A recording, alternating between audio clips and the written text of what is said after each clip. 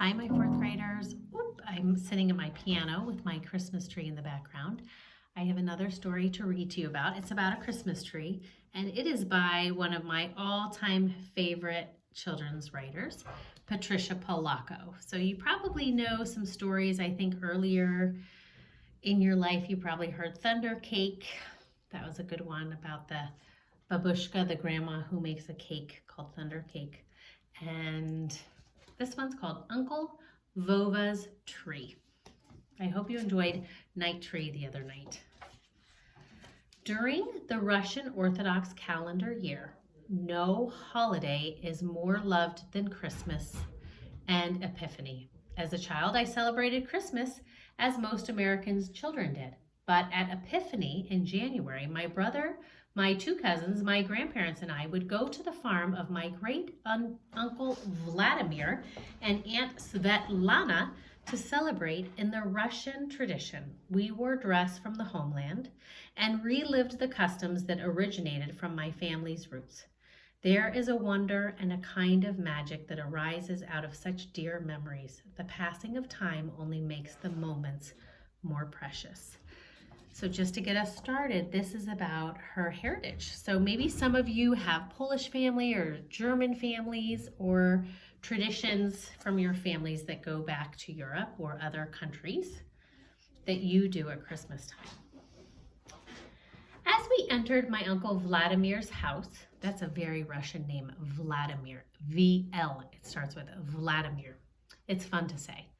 The sweet scent of evergreen filled our nostrils from the tree that lay on the parlor floor. The Christmas tree, my brother, my two cousins and I chirped. Indeed it is, Aunt Svetlana and Uncle Vladimir said as they both hugged and kissed us all. We children called Uncle Vladimir Vova, a small name for such a big and gentle man, and although he was quite old, Christmas was a time that made him young again. The wise icon seemed to look back at me from the corner of the parlor. Sheaves of wheat stood in a small bundle on the little table under it. For a good harvest, and so this house will never know hunger, Uncle Vova says. I'm going to show you the picture and show you what it's talking about. The icon is this picture here in the family, and that's an icon of Mary and Jesus. And underneath it is wheat. So they never know hunger. The kitchen was filled with glorious aromas of wonderful things that were being prepared for the coming feast later that day. My grandma and aunties were each making their own kucha, a thick porridge of wheat or rice with honey, poppy seeds, raisins, and nuts. The aunties each came from a different part of Russia, so each of their recipes was different. They are all delicious, my grandpa would say, trying to keep the peace. Look at her face and look at those delicious things she's baked.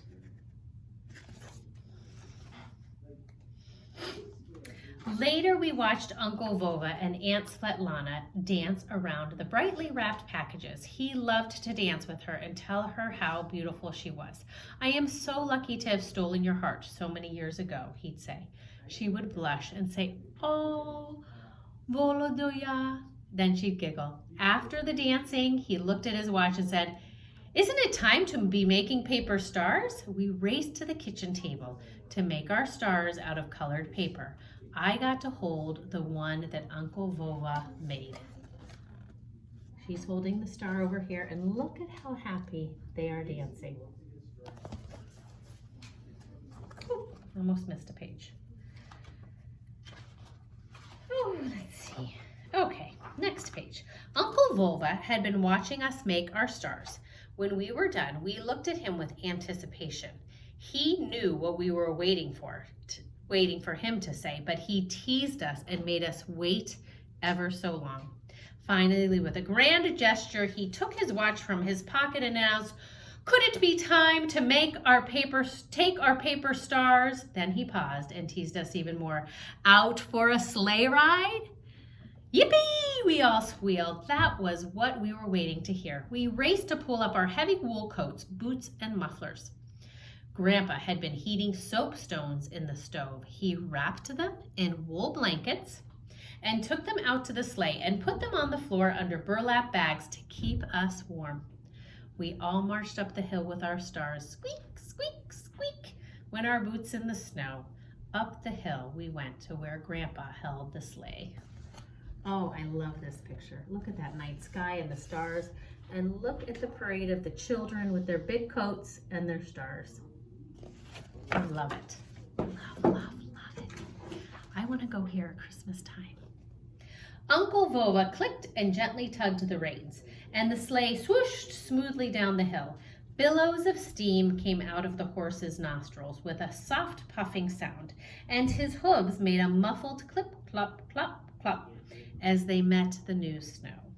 We all sang songs, wonderful songs that echoed off the bark of the evergreens as we passed them. I wonder what the dinner table will look like, my cousins mused out loud.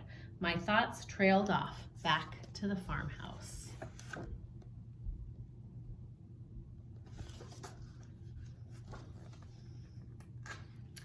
I knew that while we were gone, Grandma, Aunt Svetlana, and Aunt Yekaterina were busy laying the table for dinner. First with straw and hay to remember and honor the stable in Bethlehem. Over the straw, they would put a glistening white linen tablecloth and their best silver and finest china. On the sideboard would be cakes shaped like cupolas and rumbaba, hard candies, and taffy. The dining room table would be transformed from that of a Midwestern farmhouse into a shimmering festival table deep in the heartland of Russia.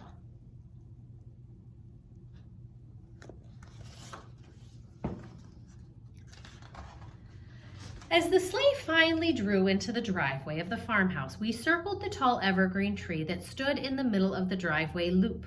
When Svetlana and I arrived from our homeland, we planted this tree together to celebrate our own roots being put down in the new land, Uncle Vova said, and we got out of the sleigh. We all went to the barn to get a string of berries and popcorn to put on the tree. I made a text-to-text connection. Night Tree had strings of popcorn, and so does this book. We also hung small bags of suet and grain for the wild birds. For you, Uncle Vova said to the birds. The final touch was to hang the paper stars we made on the branches.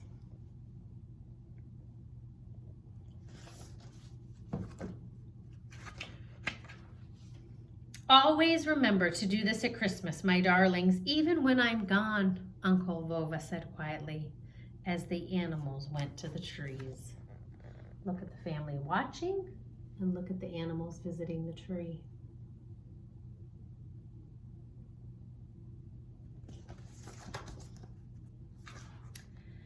Volodya, and Aunt Svetlana called out from the kitchen window. You come now for dinner. We all ran into the house to wash for dinner. Kucha was served from a giant tureen in the center of the table. Before we ate, Uncle Vova filled a bowl for those of the family who were no longer there. We remember, he said softly. Then he flung a spoonful of kucha onto the ceiling. The number of grains of rice that stuck were prophesied the number of bees we would expect in the spring. This annoyed Aunt Svetlana, but she ended up laughing with the rest of us. Another spoonful was flung out the window. For Grandfather Frost, Uncle Vova said, here is a spoonful for thee. Please do not touch our crops. Then he said a blessing and the feast began. We children ate the kucha so fast we almost choked. We were anxious to get to the bottom of the bowl, for in one of the bowls was a brand new silver dollar. Whoever got it had the best luck ever. Oh, I love all these traditions. I wish my family had some like this. We have some, but they're not based in these neat old traditions of like the old country of Russia or Europe, someplace in Europe. Here it is, my brother's voice crowed. The rest of the feast was eaten more slowly and with great pleasure.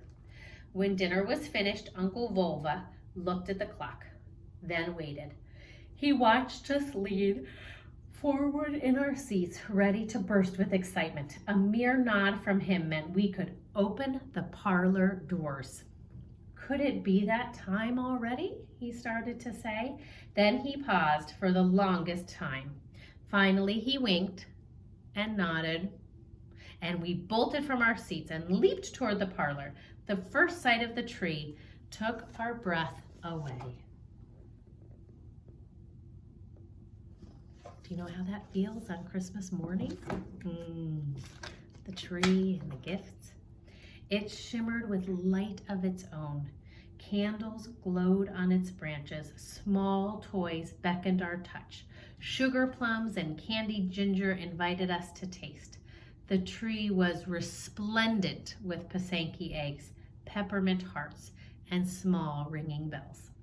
Our eyes must have sparkled, for Uncle Vova took such pleasure in watching us.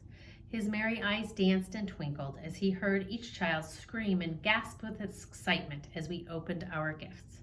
Such joy, such magic, he sighed as he leaned back in his old, worn, easy chair.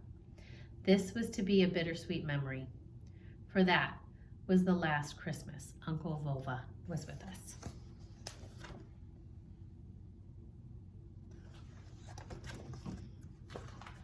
At the next Christmas dinner, a bowl of kutya was placed in Uncle Volva's empty place. We all softly murmured, "We remember." "He would have wanted us to keep Christmas as always," Grandma said sadly. "He would have wanted this house to be filled with laughter and good cheer."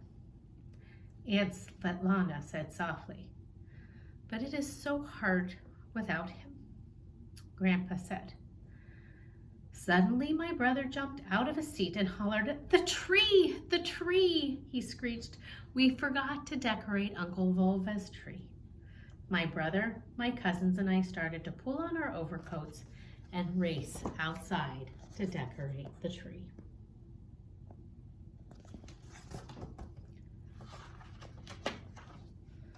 "Look," Aunt Svetlana called out as she pointed out the window. We all stood, stunned at what we saw. Yekaterina whispered. Not a sleigh's length from us, the animals were dressing Uncle Volva's tree. The birds were bringing berries and dropping them onto the snow-filled boughs. Geese, ducks, chicken, and goats and lambs moved silently toward the tree as if called there by an unheard voice. They were joined by wild animals from the forest nearby. There in the moonlight, with the stars flashing like diamonds, the tree shimmered in its own glowing light. It looked miraculous and wonderful. "Here, he is here," I said. "I can feel Uncle Vova here